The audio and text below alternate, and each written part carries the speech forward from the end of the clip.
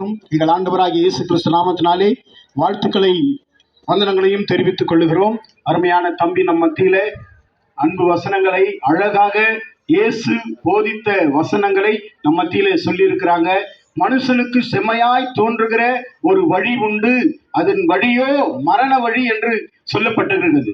பிரியமானவர்களே, ஒருவேளை நீங்க கேட்கலாம், ஐயா பாவம்னா என்னையா அப்படின்னு.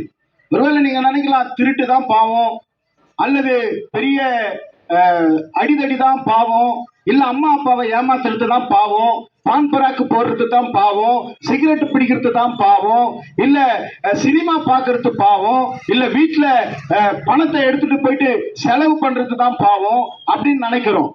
வேதத்துல பாவம்னு சொல்லப்பட்டிருக்கிறது எதுனா, இயேசுவை அறியாமல் இருப்பதே பாவம் என்று சொல்லப்பட்டிருக்கிறது.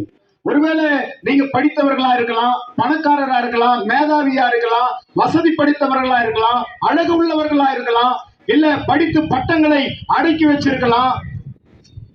நீங்க நினைக்கலாம், ஐயா நான் இப்படி எல்லாம் வாங்கி வச்சிருக்கிறேன், பாவம் நான் எப்படி செய்வேன்னு. பிரியமானவர்களே, ஒரு தம்பி இருந்தான் பாருங்க, ஒரு சின்ன தம்பி காட்டு வழியா போய் கொண்டிருந்தான். காட்டு வழியா போய் கொண்டிருக்கும் பொழுது அவன் கண்களிலே ஏதோ கோல்டு மினுக்கிறது போல அவன் கண்களிலே கண்டான். உடனே அந்த கோல்ட